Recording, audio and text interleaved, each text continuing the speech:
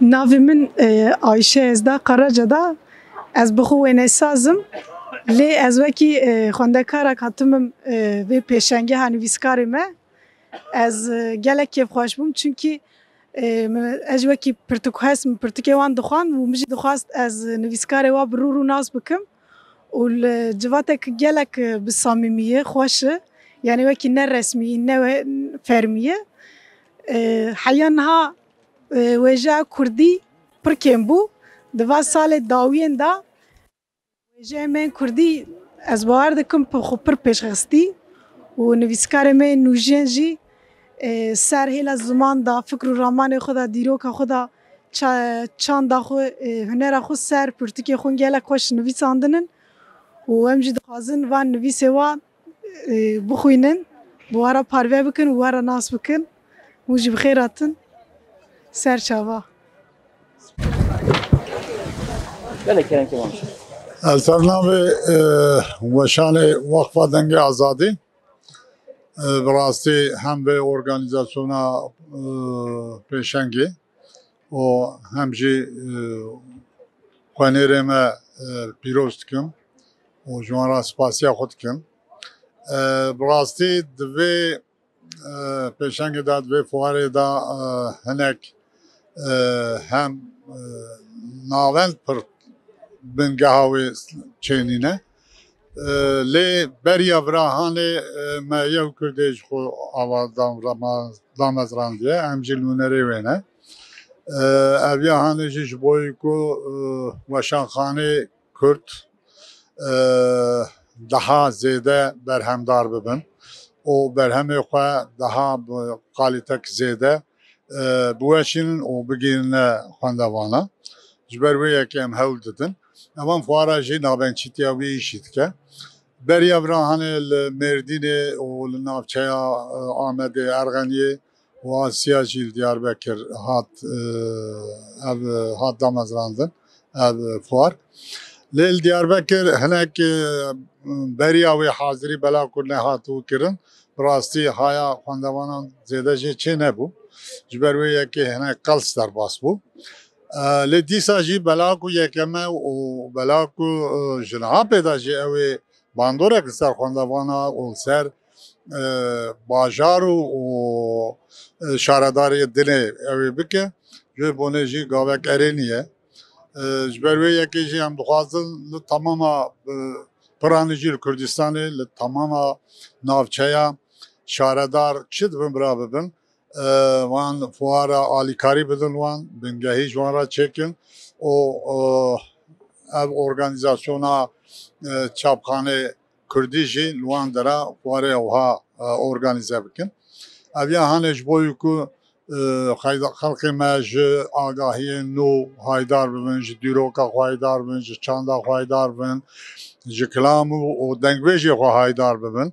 Çûkî li vê derahanê tev heye dîrok hem dîroka Kurdistan heye hem heta îro şoreşa ku hatiye kirin hatine nivîsandin û him jî çand û hunera me çand û hunera Kurda ji xwe dîrokî ye temama dunyayê jê sûd digire. Em mixabin pir zêde ji dîroka xwe ji çanda xwe ji hunera xwe pir zêde haydar nînin. Evanê hanê bi belge û bi ew kat wan pirtûkxane da tên pêşkêşkirin û em dixwazin ku xwendevanê me û jî ji wan re haydar bin û bên ziyaret bikin, bên bibînin, berhemên nû bibînin û bi wî awayî jî nivîskarên me jî her roj daha zêde bibin û li hinek xalê teze xalê ku lê nehatine pirsîn li ser lêkolîn nehatine kirin jî hene. Ji ber wê yekê jî tê pêwîstiya me bi lêkolînera jî heye û ew lêkolîner jî berhemê xwe di wan dere da pêşkêşî xwendevana bikin, pêşkêşî xelkê bikin. Ew ê em tev daha zêde fêr bibin û ew ji bo me teva jî çêbe. Mala we ava her hevin. Li namê min Deniz Gunduz o ez weyrê weşanxaneyê Vatê ye weşanxanê Vatê hîna zav zazakî serokê bitiyan ma kitaben zazakî vejenê yani vîsponseryo ma zazakî ser guriyenê zê yewîya weşangeran Kurdan nû raya hêrine mawina yo fuar vrazani raya verin maşin Mardin par o ergani öruji matiyare yani nu yo devre kayyuman bir şimazane devre kayyuman de manişin una meydanan de yajican de ona tezgahını xo akiretine belki ma beşler fuaranı binan biyini ma vajı tuyaf falan inacı rastı mazaf neşkini yani beşler bir nun sebama yo fırsatı tiya tabi milletin şunu wendekari yani qetne bu kitabanı kurtkan vineni zazaki vineni ma yo bindu sohbet keni yo tekili bana yo sinerji vrazino ahet razafrındu mavazan ki no naxebat una devam bikuru belki şarstanane binande mavacı cani binandeci ma eşkenini organizasyon xu una devam bikire eğer bu zafrın beno raştaşma zan revşa زی پروی یعنی روشا کردکی زاف خرابنا bilhassa izazaki hina xarabına şarmacı yani zafi kitabı kurdki nizan zafi şarmacı nizanı ki yani zazaki esto çino ya zazaki kitap vejinu ne vejinu haber akı çina ne meydanan de yunu vinenu ma yo bin şinasın ayet yo fayda xu benu ma heviken ki nere tepya yo tecrübe vrazino hina bir profesyoneli hina bir seruber ne fuarıma cani binan dici ona devam keni. Evet, teşekkür. Ez Faik Teyran, ez Berstan'da Veşangeriya Komela İsmail Beşikçi me. Em sal yekem carel ve deri Qada Şeyh Said beştariya hemu Veşangeriyen kurdi ve peşange melve deri vekir. Helbet beştariya şaradariya mezun Ahmet'im. Yani ev xabatek gelek başa. Rastî jî ji bo Kurdan, ji bo zimanê Kurdî xabatekê têgihiştiye divê gelek pêş bikeve.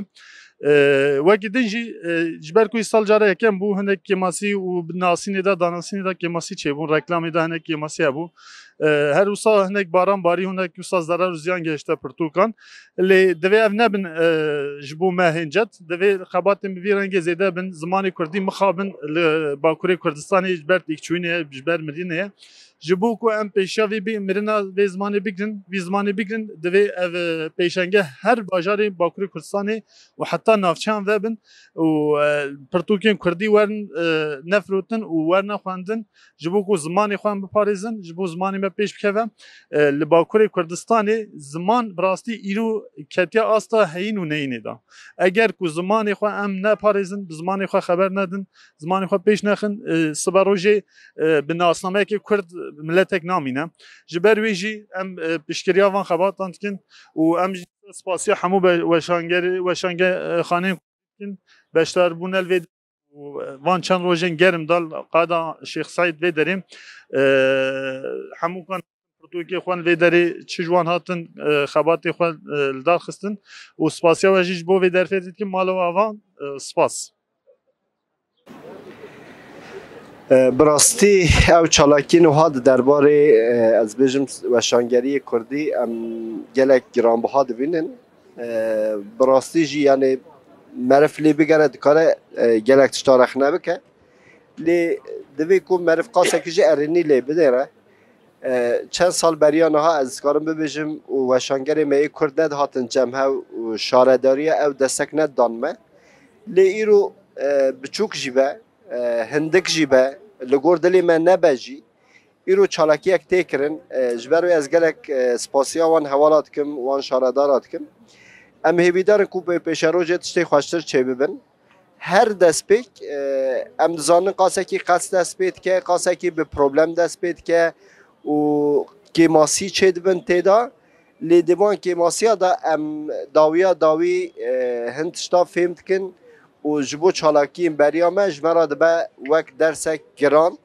جبرو ادیسا هر چی قاس دیاربکی لگور دلی من نچوبه و کتاب نهات بنا فروتن کتاب وان برتای ما گلک زرار وان جدید لی دیسا جی از وان چالاکیان گلک مزند بینم یکو ام بیجن او کارانه کرنه و پیشنگی اوی کاری کرنه از سپاسی خوش همیه را دشین از همیدارم کد جبو فواریم بریامه ام تشتیم باشتر بکن گلک سپاسیا وان دکم وک باشانین رونیا از دکتر ابراهیم میرزا دیسا سپاس دارم از جوان سرحدیان نویسکارم جبو پیشنگه ها پرچوکا از هات محمد ایرو دو از دورم براستی پیشنگه گلکی خوشه گلکی دوی هر باجاری هر گاوی هبه دوی خودی درکتی جی هبه گلک نویسکار لدور دور هاتنه باجاری دور هاتنه جبو آمدی چه که از بینم خواندکار دین هنه پرچوکان دخوینن برچکه که خوشهیه لآمدی لی اف گازنا همو پرچوک یعنی همو وشانخانه و نویسکار جهی که برتاوی و هف خاص دمک درج دمینن او تنه نبدلیمه بو وکیدنی هر تش بدلیمه ام بگلی خورانه که درجی پیشنگه چه بن دخوازن هرن گلی خو ببینن و گلی من نویسکاری خو رو ببینن بوان صحبت بکن سر نویسان و سر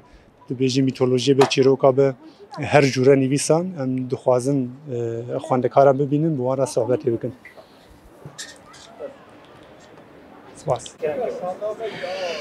مرحبا جورا از ویسل ترپان نویسکارم مردین دست بکر خباتن وکا به شکلی پاشی باتمانی و ارخانی و ایروجی سشم دست بکر محمدینه ایرو دقته ایرو روجالادی خباتن وساج بوی پیشیا و شنگریه کردی و ادبیات کردی نسکاریه کردی و به و خورتر به باشه لی دوی ام خودی درکبن نکو همتنه متشکر چه بو اوجی چنابه البته کماسی چه بن ام نابجن به کماسی تشت برا چه بن ها ما خاکه چه بن اوجی شکل نرماله لی دوی ام و او كذا شاربن نتني جبوي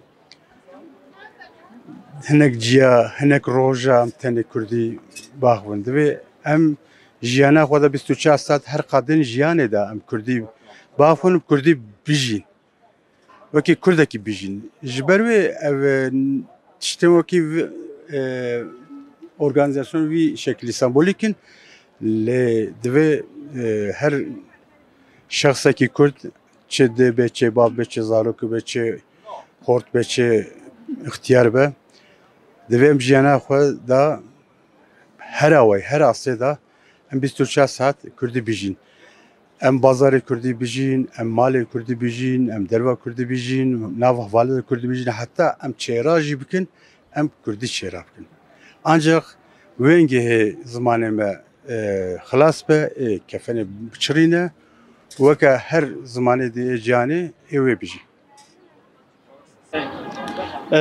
Yani ew yekîtiya weşangerên Kurd ava bû tiştekî pirî baş ji bo rojên pêş ji bo pêşketina ziman û weşangeriya Kurdî tiştekî baş e û ev rojên pirtûkên Kurdî tenê Kurdî ne tenê weşanxaneyên Kurdî tên ew jî tiştekî bi qîmet e ji bo pêşa rojê ji bo ku xwîner xwe bikînin hemû pirtûkan ev pirtûk belav bibin li nava Kurdistanê tiştekî bi qîmet e bihêvînin ku rojên pêş li bajarên din berdewam bike lê îro yani niha li Amedê li Amedênin ev yek hebekî ji ber germahiya havîn ji ber demsala wê kêm derbas bû lê li bajarê din ew baştir û xweşî derbas bi hêvî dikin ku berdewam bi ne tenê li bajarên Kurdistanê li bajarên din yekê Kurd lê dijîn jî weşanxanê me dikaribin her wan dirana pirtûkê xwe bifroşin xwe bikînin xwînerên xwe wê tiştekî gelekî baş bi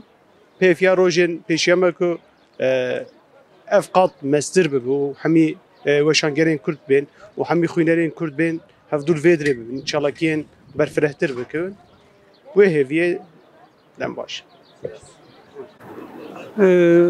Navê min Serwet ez ji bajarê Wanê têm weşanxana Sîtavê pirasî 5-6 rojên em li birin lê mixabil şert şûrt zêde tiştekî me nekir lê hûn zanin ku weşanxaneyê Kurd saziyek wan heye par wî çaxê em li hev civiyan îskesî weşanxaneyê Kurd me çêkir êkîtiya weşangerê Kurd yani yek Kurd ew tiştekî herî baş ji me re jî zaten ew yekîtiya weşangerê Kurd ji bo ku bi hev re hereket bikin em bêjin. Cara yekemîn Melmêrdînê çêkir ew gelekî baş bû. Batmanê, Erganiyê cara çaran em li vê derê. Tabii Kemasî taybet li vir gelekî çêbûn. Ama ji vir pêda jî ka li ku derê rêveberê yek Kurdê çawa bikin. Em ê her ne wê derê hinek her fuarek da veya rojê pirtûka da Kemasî çêdibe ew Kemasî ji bo pêşerojî ji merfara dibe mînak. Em ê ewan Kemasiyan ji bo pêşerojê tekrar nebe em ê bixebtin yani spas dikim. Ez serî da vê çalakiyê pîroz dikim. Mevzuda serî da ez şaredariya mezina Amedê ji bo vê çalakiyê pîroz dikim. Em hergav dibêjin. Pêwîst e wêşangerên Kurd, nivîskarê Kurd bi pêş kin. Ji ber ku zixt pirin, ji ber ku qedexe pirin weşanên Kurd û nivîskarên Kurd pir nakevin pêş. Gelek sedemene ev çalakî derxist pêş. Ya bi min pir baş bû. Lê Kemasî jî hene. Çawa bibêjim alî amedekariyê da alî teknîkî da alî piştgiriyê da Kemasî her heme dixwast ku ev çalakî her roj li Amedê were naskirin, bê naskirin mixabin midî pir natiye naskirin. Ev çalakiya giring natiye naskirin. Lê dîsa jî yekemîn e hêja ye baş e. Ez bawerim pêşerojê da ev çalakiya we zêde bibin. Ez dîsa pîroz dikim.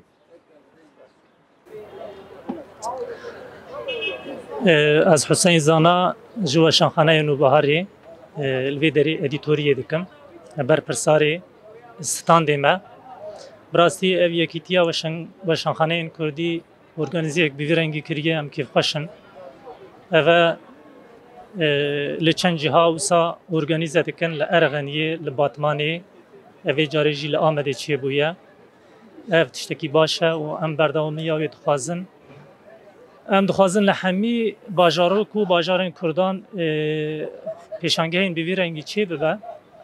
Çunkî berê jî şîrket û weşanxaneyên Türkan ya jî walîler li gelek bajaran fuaran çê dike, lê belê gava ew çê dike weşanxaneyên Kurdî cihê herî nexweş ku derê be tê dayin bo wan.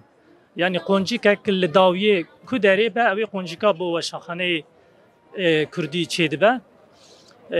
Fakat yekîtiya weşanxaneyên Kurd gava organîzeyên bi vî rengî çê dike ya jî belediye gava çê dike. Ji bo ku hemî weşanxaneyên beşdar Kurdî ne însanê got tê vê derê çi pîr be, çi ciwan be, çi zarok be, gava tê vê derê rû be rû dibe digel kitabê Kurdî ev tiştekî baş e. Wek min got pêşîn însanê dihatin Kurdî di nava wan de di nava kitêbên pirtûkên Kurdî di nava yê Tirkî de wenda dibû, rengekî wan tune bû. Lê belê vê derê însanê bê bo ku her stand Kurdî ye digel Kurdî rû be rû dibe bala wan dikişîne ev tiştekî baş e. Em di pêşerodê jê de jî berdewamiyê vê yekê dixwazin û spasiya we dikin. Ji ber çi bawayê fîzîkî ji ber ku şêwana bi tu awayê nate girtin û di girtîgehê de nate hepskirin û di girtîgehê de jî xebatên xwe taybetî li ser edebiyatê nerawestan û di ser xebatên xwe edebiyatê berfirê di girtîgehê de li pêşxist da diyarkirin ku belê girtîgeh jî ciyekî tekoşînê, ciyê xebatê, ciyê ku îsan bi awayê hişîn nayê deste serkirin ya jî dîl naye girtin bi xebatê xwe evaya da nîşandan. Di nava xebatê xwe de ser çîrok û ser romanê xebat kir. Ez bawerim aliyê wî yê helbestê jî heye. Xelatên weka bêjin berê ez navê pirtûkên wî ji we re bêjim. Pirtûkên xwe bêtir bi Tirkî nivîsandiye. Saçlar ve gölgeler çîrok e. Bakır sesli kadınlar çîrok e. Kırık taşlar roman e. Gözyaşımın ağladığıydı seni beklerken roman. Bu toprağın şarkısı roman. Nivîsandiye. Rojbin Perişan. O Xwedî xelata Hüseyin Çelebi û İsmail Baycanê. O xelatên çîrok û wê helbestê ye. Evan xebatên xwe hergah bi me rabûye û di nava me dabûye. Bi van xebatê xwe destûr nedaye ku girtîgeha wî ji nava me derfîne û em jî ji bo van xebatê wî spasiya xwe jêra dikin û em dê ku gotinê dirêj bikin em ê ji bo rojin û romanê em ê gotinê ji Rojbîn Perîşanê re bêjin û em bêjin fermo Rojbîn Perîşan û roman.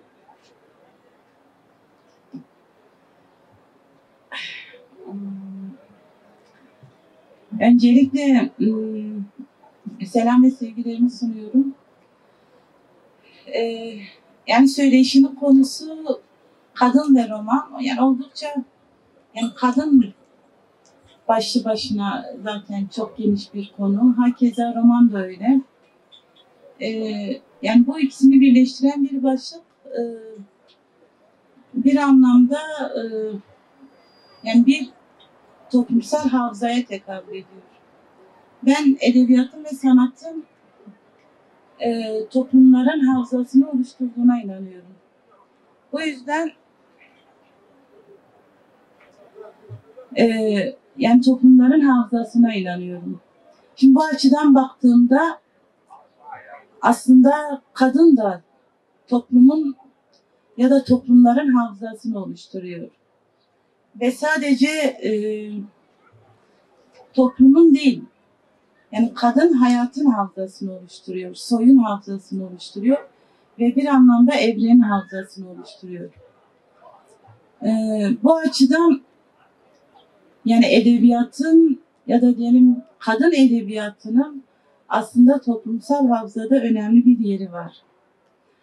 Yani bu coğrafyada hafıza her açıdan yaralanmış durumda. Çeşitli yaraları bugüne kadar getirmiş durumda. Bu hafızayı iyileştirmek, yeniden oluşturmak, yeniden inşa etmek bir anlamda edebiyatın rolü gibi görünüyor. Ve kadının bir anlamda yaşamı iyileştiren yönünün de bu hafızayı oluşturmada ya da bu hafızaya dokunmada önemli bir yeri olduğuna inanıyorum. Yani benim edebiyat deneyimim dört duvar arasında başladı. Dört duvar arasında aslında yazmaya başladım ve önce öykülerle başlayan, daha sonra romanla birlikte devam eden bir süreç. Yani Heval Hakkı da söyledi. Yani birçok hani kitap yazdım. Bütün bu kitaplar aslında yani bu hafızayı oluşturmaya yöneliktir. Özellikle geçmişte yaşananların unutulmaması için, yani zihinlerde canlı kalabilmesi için bunların yazılması gerektiğini düşündüm. Ve şu da bir gerçek, yani geçmişin analizi bir anlamda seni geleceğin tahayyülüne ulaştırır. Yani geleceği hayal etmek ya da geleceği oluşturmak geçmişin analiziyle mümkün oluyor. Yani bu geçmişi nasıl ele aldığınla mümkün oluyor. Yani romanlarda yapmaya çalıştığım şey bu. Bir anlamda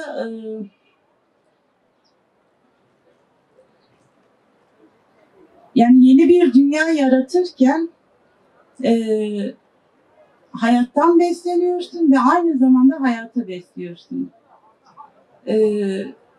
Bu hayattan besleme sonuçta bulunduğumuz mekanlar itibariyle düşünüldüğünde Hani gelenlerin anlattığı hikayeler, duyduğumuz hikayeler, o hikayelerin bir bakıma yani kulaktan kulağa, dilden dile anlatılan bu hikayelerin iyileştirici yönleri kadın dokunuşuyla birlikte bir yaratım sürecine evriliyor. Kalem ve kağıtla oluşturduğum bu dünya aynı zamanda yani yazarın kendisinin de kendini inşa ettiği bir serüvene dönüşüyor. Yani yazar kalem ve kağıtla birlikte yani oluşturduğu karakterlerdir, mekandır ya da diyelim yapıdır, bütün bunları bir araya getirerek hem kendisini inşa etmeyi hem de o karakterler aracılığıyla dünyaya kendi sesini duyurmaya çalışıyor. Aslında dört duvar arasındaki yazarlık hikayesi biraz bunu ifade ediyor. Sonuçta oluşturduğum bu karakterlerle yani düşmanlığı, dostluğu, sadakati, ihaneti, adaleti, zulmü, intikamı yani bütün bunları anlatıyorsun. Aynı zamanda bunun karşısında yani nasıl bir tavır konulması gerektiğine de bir anlamda işaret ediyorsun. Tabii bunlar böyle söylenirken kadının eliyle işleniyor. Yani bir kilim dokur gibi tek tek ilmek ilmek işleniyor ve bir sonuca ulaşıyor.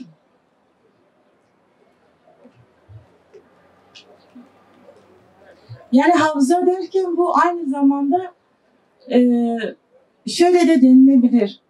Yani bu bir tanıklığın öz savunmasını da oluşturuyor. Yani sonuçta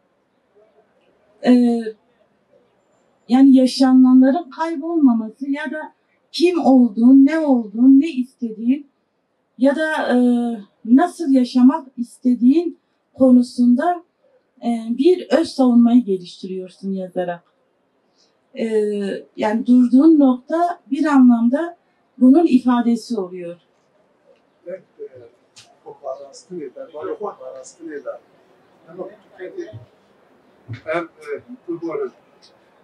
Em bine moderatorii televizyonî bûne berê xwe rast didî mêvanê xwe ev ke ev xweparastina kesayetî ya di girtîgehê da yani ewa li hemberî girtina desthilatdariyê ya jî li hemberî girtina we weka malzemeyekê we dest pê kir ya daha berfiratir. Yani öz savunma yakalandığınız zaman zindanda bu yakalanmaya karşı bir tepki ve buna bir cevap olarak mı yoksa daha geniş kapsamlı veyahut da önce bu sonra daha geniş kapsamlı? Yok, ilk yakalandığımız zamanlarda öyle değil. Yani ilk yakalandığımız zamanlar zaten oldukça gençtik yani yaşımız. Yani 20'li yaşlarda öyle diyelim. Şimdi orada senin yani kendini besleyebileceğin yani diyelim ki ruhunu, duygularını ya da beynini besleyebileceğin çok sınırlı imkanlar var. Ya birlikte yani aynı ortamda bulunduğun kişilerdir bu ya da kitaplardır. Yani kitaplarla bağımız oldukça güçlüdür aslında. Yani o ilk gençlik yıllarımızda bizim kitaplarla kurduğumuz bağ bir anlamda sonrasında yani bir bilincin altyapısını oluşturdu, bir birikimi oluşturdu. Yani o kitaplarla bir anlamda bütün bir dünyaya açıldın, bütün bir evrene açıldın. Farklı kültürler, farklı halklar, farklı değerler yani tanıdın, öğrendin. Yine farklı mesela devrim deneyimlerini birebir öğrenmiş olduğun kitaplar aracılığıyla ve bunlar bir birikimi oluşturdu.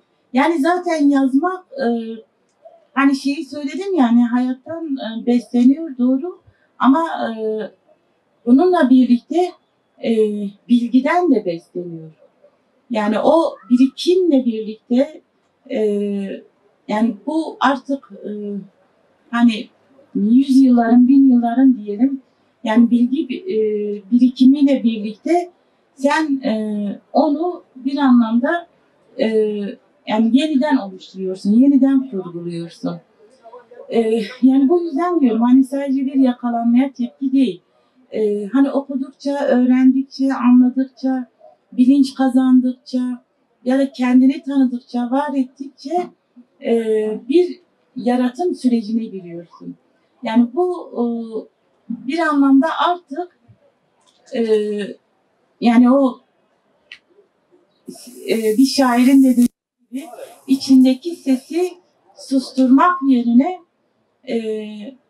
kendi dışında ya da diyelim ki dışarıdaki dünyaya duyurmaya çalışıyorsun, duyurmak istiyorsun. Bu bir şekilde böyle. Tabii kadınlar için yazma deneyimi oldukça zorlu. Yani belki hani ilk masalların, ilk hikayelerin, ilk şarkıların yaratımı kadınlar olmuş. Özellikle de bu coğrafyada. Fakat daha sonrasında yani bu hani kadının elinden kalemi alan artık diyeyim erkek egemenlikli toplum ya da erkeklerden sonra kadın için yazmak çok zorlu bir sürece denk geliyor. Yani yazma kararı ile ilk kelimeye başlamak arasındaki süreç gerçekten de çok zorlu bir süreç. En azından ben kendi deneyimden de biliyorum. Ya da yazmak isteyen mesela arkadaşlardan da biliyorum. O ilk kelimeye başlamaya kadar ya da o başlangıç noktasına kadar çok zorlu bir mücadele gerektiriyor. Yani bu hem yani bunun birçok sebebi var. Yani bu yani bir özgüvenden kaynaklı olabilir. Bu yani diyelim ki erkeklerin ya da erkek yazarların hani nasıl alacağı, nasıl algılayacağıyla bağlantılı olur. Ya da yazdıklarının ne kadar dışarıya ulaşabileceği düşüncesiyle olabilir.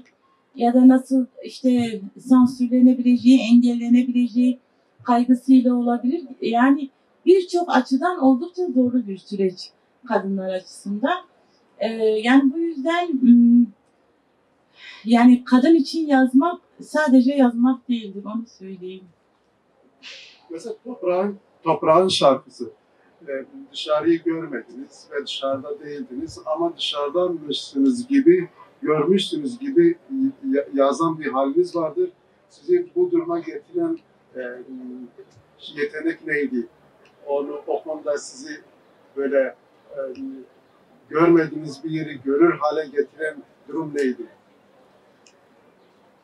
Yani sadece toprağın şarkısı değil, aslında diğer kitaplar da öyle. Yani gözyaşımın ağladığı Diyarbakır'da geçen, yani o hafızamda oldukça canlıydı. Hani onun dışında mesela Bakır Sesli Kadınların bir bölümü Van'da geçiyordu.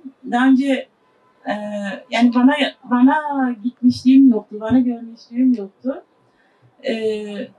İşte Toprağın Şarkısı Cizre'de geçiyordu. Yine işte en son kitabım Kırık Taşlar Çukurova'da geçiyordu. Yani Çukurova'yı da görmüş değilim, onu da söyleyeyim. Yani görmediğim yerler, yani bu biraz yani hayal etme diyelim. Ama sadece hayal de değil. Sonuçta yani bilmediğim, görmediğim yerler, yani soruşturma durumum oldu, öğrenme çabam oldu. En azından oralarda kalan, bilen arkadaşlara yazma, onlardan fikir alışverişinde bulunma, yani ya da diyelim ki işte birkaç resim, fotoğrafa bakarak yani hayal etme, nasıl olabileceği üzerine derinleşme. Yani biraz aslında bütün bunlarla birlikte oldu. Yani zor ama sonuçta dediğim gibi yani bu yani elde ettiğin çok kıt bilgilerle hayal gücünü birleştiriyorsun ve nasıl olabileceği üzerinde derinleşip Yani onları kaleme döküyorsun. Bilmiyorum yani bu bir yetenek mi değil mi ama öyle değil. Ben notlarınızı şey yapmayayım, engellemeyeyim. Yok yani not aldım ama Peki biz cezaevi koşullarında baskılar alabildiğine yoğun ve yoğunlaşmayı, o koşullar yoğunlaşmayı olumlu mu etkiliyor? Genelde zindanlarda siyasi tutsakların edebiyatla alakasının böyle yoğun olmasının temel nedenlerinden birkaç tane sizden öğrenebilir miyiz?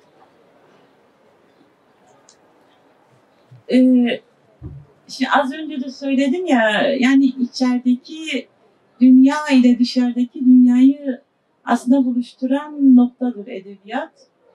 Yani edebiyata yönelim belki bu yüzden hani yoğun. Yani yoğun diyorum ama yine kadınlar açısından oldukça az yani. Ben hani kadınlar için hani niceliksel olarak yani çok fazla diyemiyorum. Fakat bunun büyük etkisinin olduğunu düşünüyorum. Sonuçta içerideki insan sesini duyurmak istiyor ve bunun yolu edebiyat oluyor.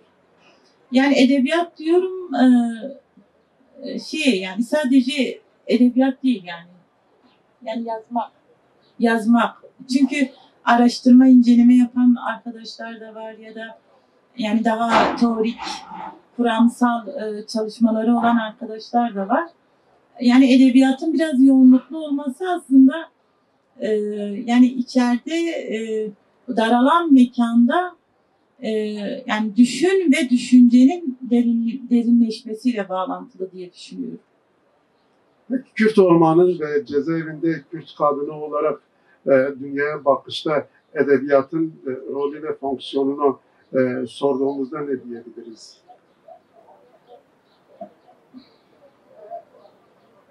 Yani edebiyatın rolünü söyledim. Yani Kürt kadını olarak da sonuçta eğer biz edebiyat yoluyla yani farklı halkları, farklı devrimleri ya da farklı yaşanmışlıkları, farklı kadın anlatılarını öğreniyorsak yani Kürt kadınları olarak da bizim kendimizi dünyaya anlatma zeminimiz edebiyat oluyor. Çok kısa cevaplar veriyorum. 15 Aralık 2017'de başladık yayın hayatımıza. O günden bugüne binlerce röportaj, canlı yayın ve özel dosya çalışmasıyla emeğin, direnişin, hakikatin sesi olduk.